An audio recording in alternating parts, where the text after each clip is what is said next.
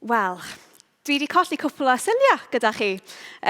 So mae'n lyflu bod yn ôl gyda chi. Ond, wythnos diwetha, oedd y dechrau o'n cyfres newydd ar gyfer y tymor yma, sef cyfarfod ac addoli Dduw ym mhob tymor o fywyd.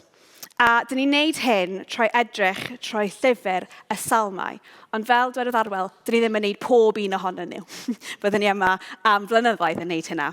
Ond dyn ni'n edrych ar Salmau penodol. Ac wythnos diwetha, dechreuodd Arwel trwy cyflwyno y llyfr y Salmau i ni. Ac yn edrych ar benodol ar Salm 1. A dwi wrth fy modd efo llyfr y Salmau. Mae'n llyfr cyfoethog iawn. Mae'n llawn emotion, mae'n llawn doethineb ac addoliad trwy llawer iawn o adegau a chyfnodau gwahanol dyn ni'n ei wynebu mewn bywyd. Yr amseroedd da, lle dyn ni gyd dyn ni eisiau gwneud ydy addoli a diolch i Dduw. Ond hefyd yr amseroedd fwy anodd, lle dyn ni efo cwestiynau ac yn chwilio, a mae diolch yn addoli yn anodd iawn. Ac os dyn ni'n mynd nôl i amser roedd y Salmau yn cael ei ysgrifennu, byddai'r Salmau yma yn cael ei ddefnyddio ar gyfer addoliad, lle byddai pobl yn eu canu nhw fel rhan o'i addoliad.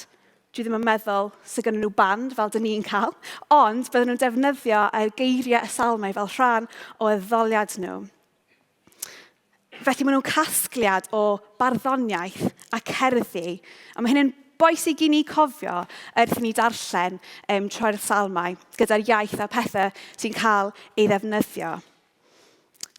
A weithiau dyn ni'n tueddol o feddwl taw Dafydd, sydd wedi sgwennu gyd o'r Salmau, ond di hynny ddim o rheidroedd yn wir.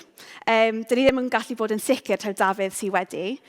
Yn fwy tebygol bod y Salmau'n casgliad o barddoniaeth sydd wedi cael ei sgwennu gan llawer o bobl gwahanol.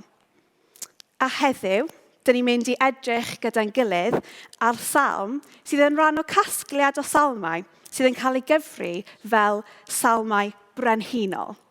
A dwi wedi dewis Salm 93.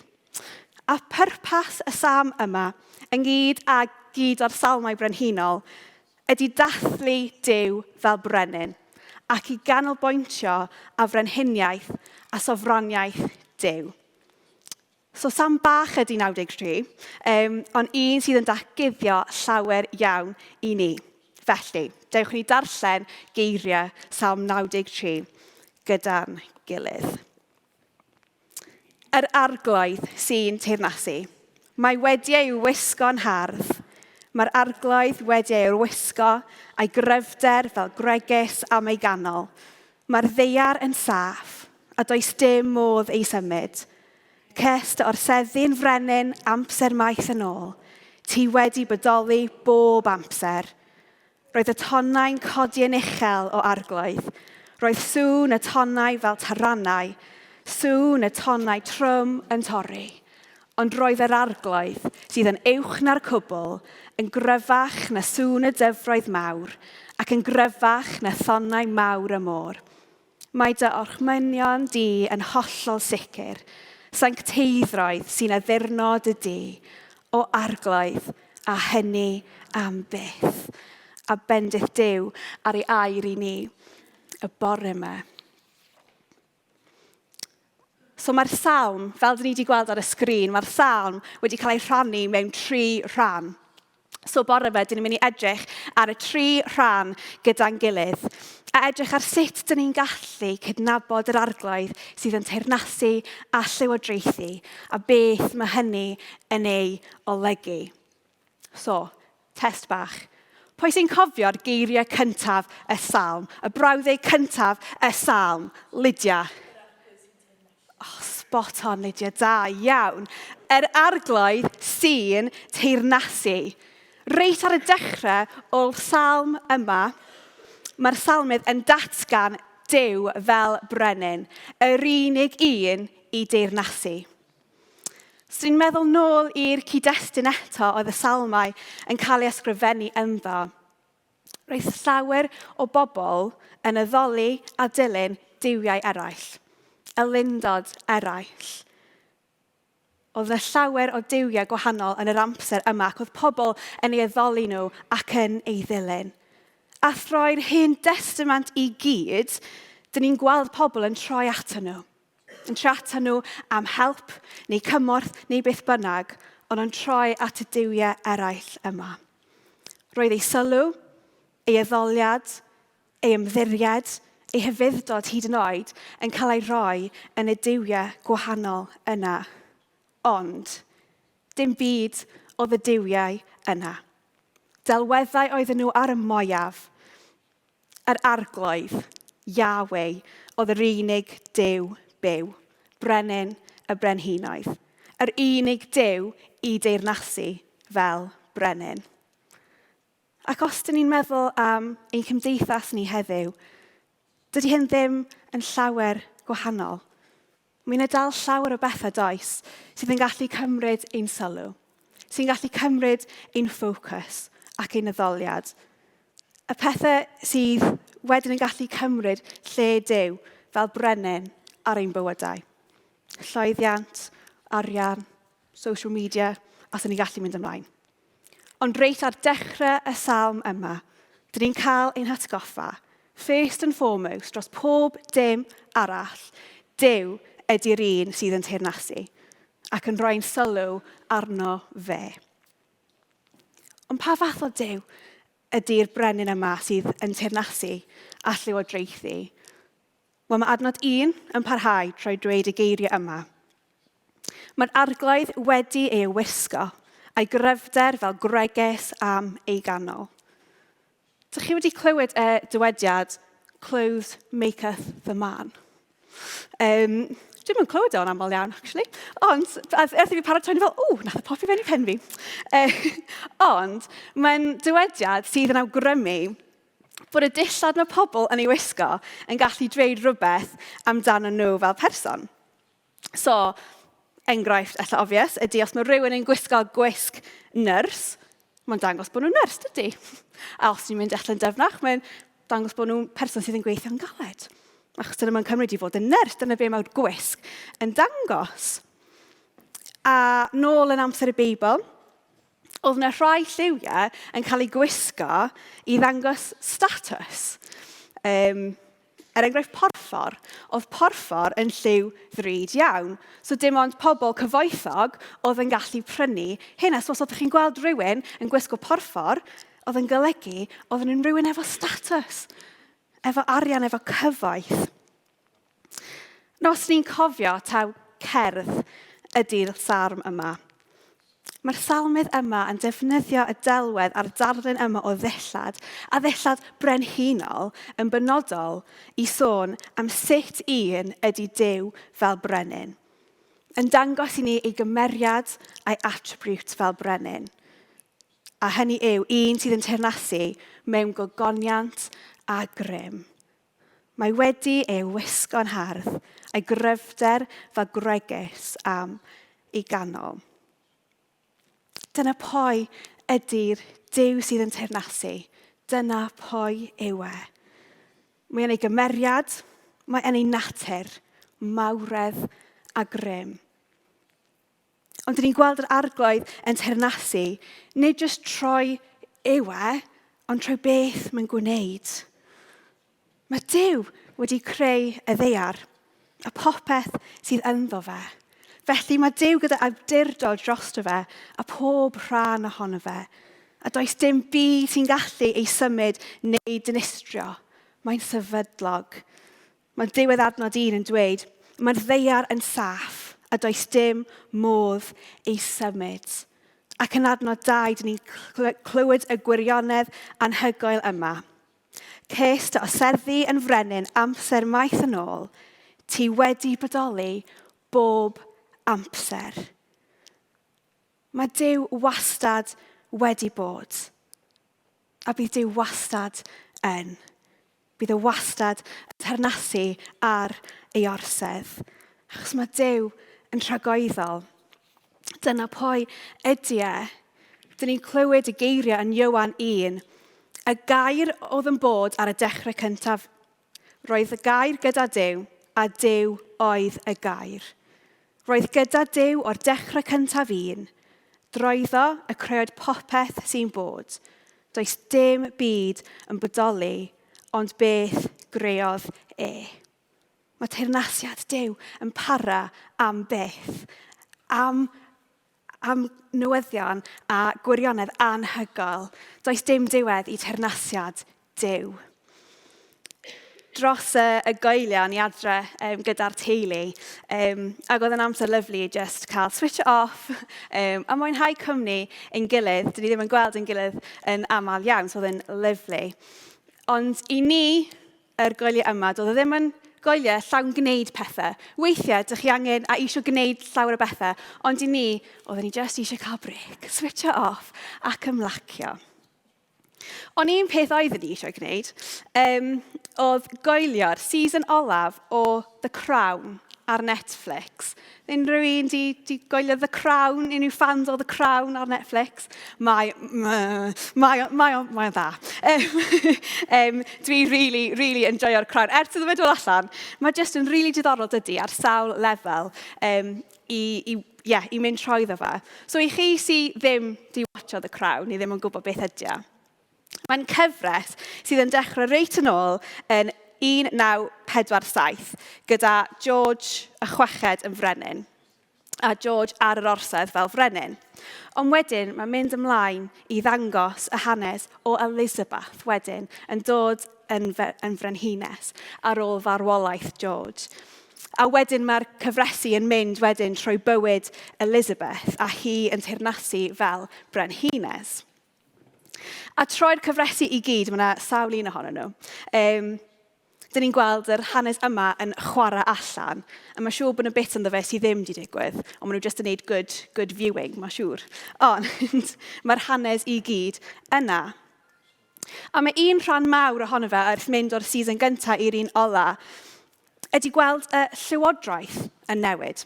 A pobl gwahanol yn dod yn brif gweinidog i arwain y llywodraeth trwy teyrnasiad Elizabeth. Ac oedd yna 15 o rai gwahanol dros bywyd a teyrnasiad Elizabeth.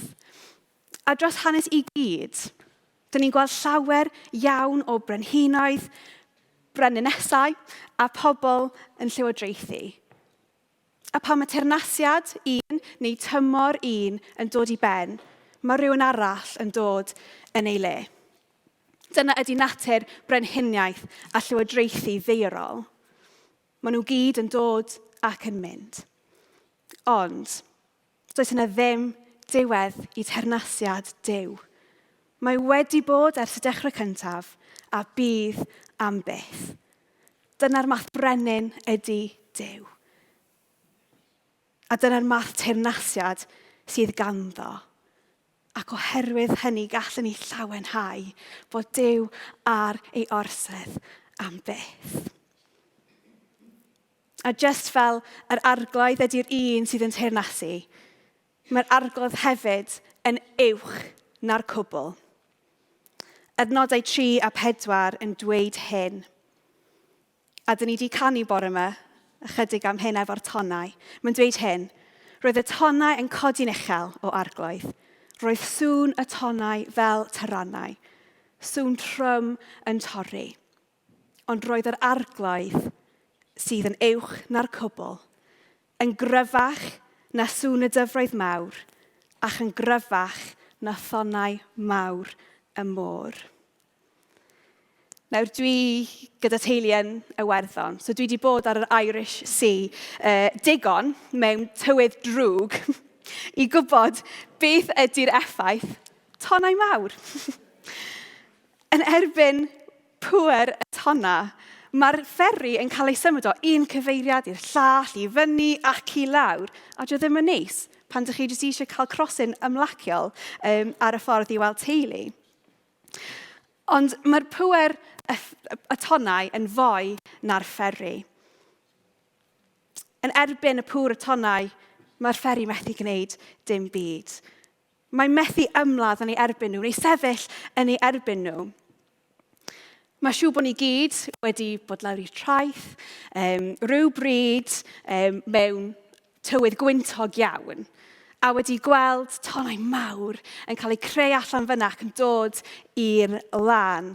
Y tonnau mawr yma, maen nhw mor swnllyd ydan, y sŵn maen nhw'n creu yn anhygoel, ond y pŵer sydd ynddo nhw, so chi ddim eisiau mynd yn agos iddyn nhw, achos maen nhw mor pwerus. A so ni ddim yn gallu gwneud unrhyw beth i stopio nhw.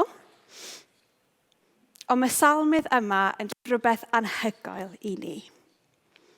Bod yna rhywun sydd yn uwch na'r cwbl, rhywun sydd yn gallu, Duw.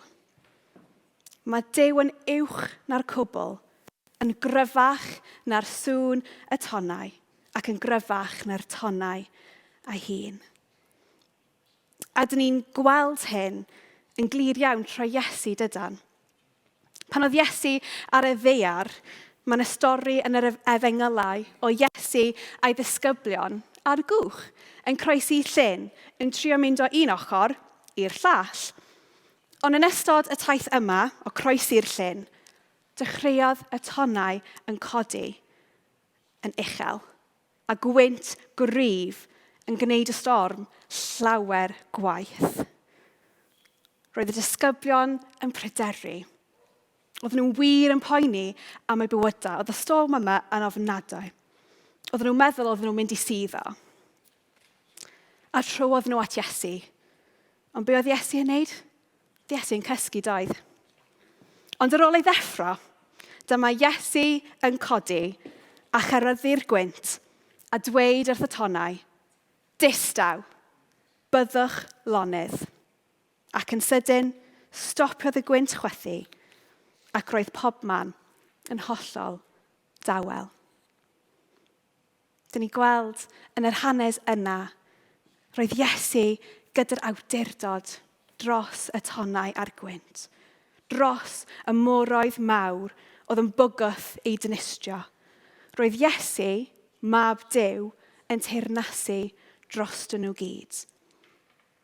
Does yna dim byd sydd allan o awdurdod, rheolaeth a teyrnasiad Duw fel brenin. Ond mae salmydd yma yn defnyddio'r llun yma i hefyd sôn am y tonnau'n codi fel y gwrthwynebiad sydd gallu bod tuag at Dduw. Ond just fel grym y tonnau, mae grym y gwrthwynebiadau yn gallu trio chwalu ac ansefydlu Duw fel brenin. Ond eto, mae Duw yn uwch. Mae'n llawer uwch na unrhyw grym, unrhyw gwrthwynebiad, unrhyw chaos, unrhyw drigioni. Mae deyrnasiad fe yn para am byth. Does dim byd sydd allan o'i awdurdod a rheolaeth. Mae Duw yn teyrnasu yn cadarn dros popeth sydd yn gallu herio a gwrthwynebu. A heddiw, yn ein bywydau ni, yn ein byd, mae yna llawer o bethau sydd yn gallu codi fel tonnau uchel, fel oedden ni'n meddwl am yn ddoliad peth cyntaf. A maen nhw'n gallu teimlo fel storm mawr. A weithiau maen nhw'n gallu wneud ni amau, Duw fel yr un sy'n teyrnasu. Y bethau sydd yn gallu dweud, na Duw ddim yn brenin, os mae hyn yn digwydd, dydy Duw ddim yn brenin. Anghyfiawnder yn ein byd, yn ein cymdeithas a cymunedau, rhyfeloedd, pobl di-niwed yn colli bywydau, ansicrwydd ariannol, perthnasau'n torri, colled, salwch i enwi, ond am chydig. Roedd Iesu wedi tawelu'r storm y diwrnod yna yn y cwch gyda disgyblion. Ond mae'n siŵr oedd yna llawer o stormydd eraill oedd heb cael ei tawelu. Dydy Dduw ddim yn tawelu pob storm sydd yn dod. Ond dydy hynny ddim yn golygu bod Duw ddim yn deyrnasu. Gallwn ni fod yn sicr ei fod yn uwch na'r cwbl ac yn teyrnasu ac yn llywodraethu drosto fe gyd. A gallwn ni cael heddwch ynddo fe bod fel brenin gyda ni troi'r cwbl. a gall ni datgan ef fel brenin yn uwch na popeth.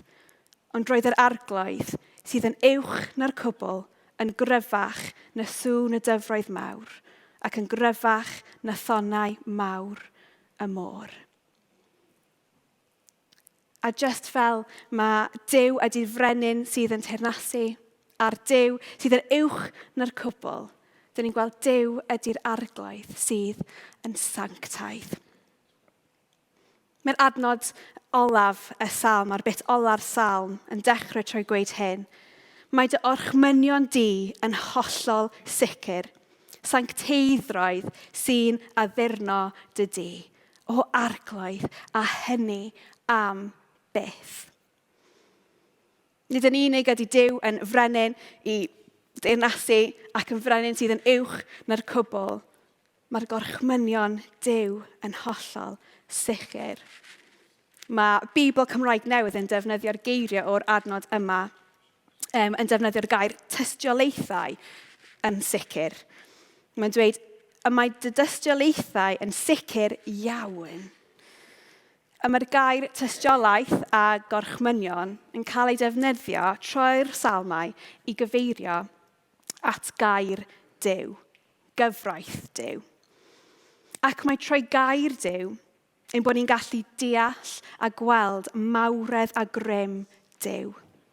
Mae gorchmynion Duw, mae tystiolaeth o gymeriad a natur Duw.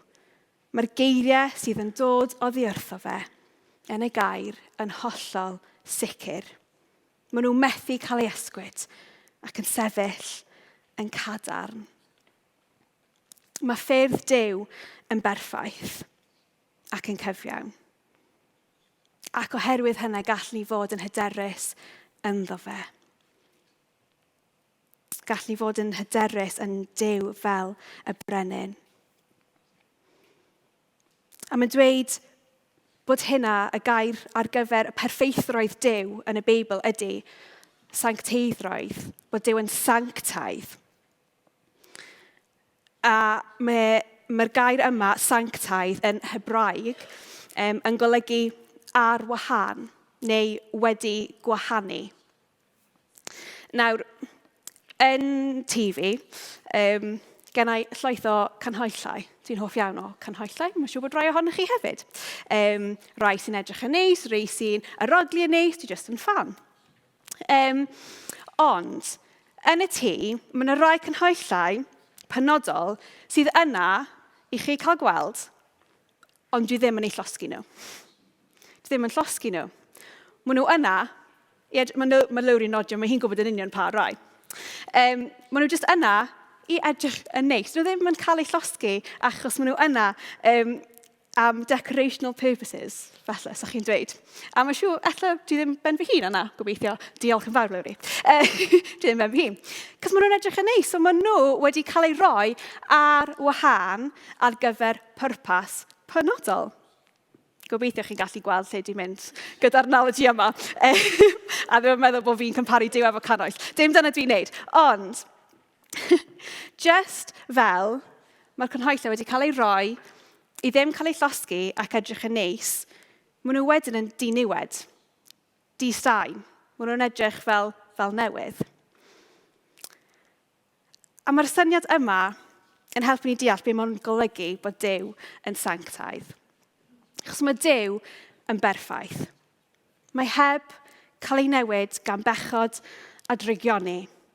Felly popeth mae'n dweud a popeth mae'n gwneud yn iawn ac yn chyfiawn. A eto, dyn ni'n gweld hyn trwy ei fab Iesu Grist. Oedd yr unig person I fyw ar y ddaear yma ac yn byw bywyd hollol berffaith. Heb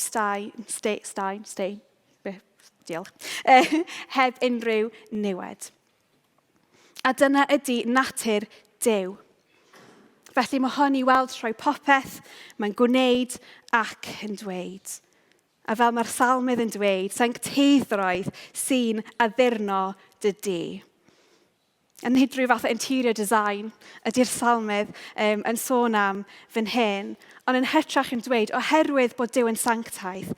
Lle bynnag y mae Mae sancteiddroedd i'w brofi, i gweld a rhyfeddu ynddo. Boed i hynny yn y nefoedd, lle mae Duw yn eistedd ar ei orsedd yn teyrnasu a llywodraethu, neu ar y ddaear, lle mae wedi dewis a galw ni i fod ei bobl ef ar y ddaear.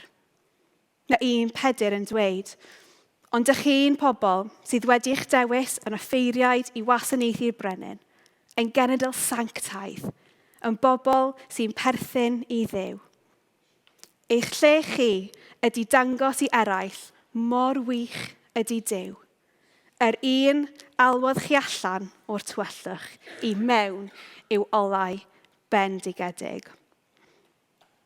Felly, yr arglwydd sy'n llywodraethu a teyrnasu fel brenin mewn mawredd a grym ac am byth. Yr arglwydd sydd yn uwch na'r cwbl ac yr arglwydd sydd yn sanctaidd. Dyna ydy'r brenin sydd gyda ni. Dyna ydy'r brenin dyn ni'n gallu datgan fel, dyna ydy'r Duw dyn ni'n gallu datgan fel brenin. A bore yma gadewch i ni fod fel y salmydd gyda'n ymateb ni, fel un o addoliad pur i'r frenin sydd yn teyrnasu. I ddatgan Dduw fel brenin o'n bywydau, o'n cymdeithas ac i'n byd. I roi ein moliant ac addoliad iddo fe, achos fe sydd yn heiddi ein moliant. Efallai bore yma, dyn ni angen gwybod bod Duw yn frenin sydd yn uwch na'r cwbl. Yr un sydd yn teyrnasu dros pob dim. A bod dim byd sydd allan o awdurdod a'i rheolaeth. Ond efallai bore yma, yr unig peth i'w wneud ydy rhyfeddu ac addoli Duw yn ei berffeithroedd a sancteiddroedd. Yn sicr ynddo fe bod ei ffyrdd yn berffaith. A thrwy treulio amser yn ei air, yn ei presenoldeb, gallen ni brofi ei sancteiddroedd cyfan a mynd â hynna allan i lle yda ni yn ein byd ac ymdeithas ac ymuned heddiw. Roedd yna amser lle roedd Duw a'i presenoldeb yn gyfyngedig i'r teml. Ac mwyn addoli, oedd pobl gorfod mynd i'r teml. Ac oedd presenoldeb Duw a sancteiddroedd Duw yn y teml trwy arch y cyfamod. Oedd yn cael ei gadw mewn ystafell reit yn canol y teml, y lle mwyaf sanctaidd. Doedd neb yn cael mynd i fewn i'r lle mwyaf sanctaidd. Dim ond unwaith y flwyddyn, roedd y ffeiriaid, just un, yn cael mynd i fewn i'r lle mwyaf sanctaidd. I fewn i bresenoldeb sanctaidd Duw.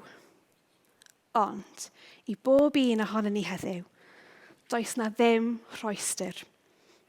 Does na ddim byd yn y ffordd, achos mae ffordd wedi cael ei wneud trwy fab Iesu Grist yn dod lawr i'r byd a marw drosto ni, i ni allu dod i nabod Duw yn personol. I'w profi a'i addoli ble bynnag yda ni. I ddatgan Dduw fel brenin o'n bywydau, a'i addoli oherwydd ei ysblander, ei fawredd a'i sancteiddroedd. Felly gadewch i ni fod yn bobl sydd yn gwneud hynny. Sydd yn llawn addoliad a diolch i Dduw, sy'n cael ein rhyfeddu at pwy ydy Dduw. Heddiw a pob un diwrnod. Nid jyst pan dyn ni'n dod i capel 10:00 bore Sul, ond pan dyn ni'n gadael y capel yma, i dangos ysblander, mawredd a sancteiddroedd Duw i'n byd o'n cwmpas ni, fel bod nhw yn gallu datgan Duw fel y brenin sydd yn teyrnasu.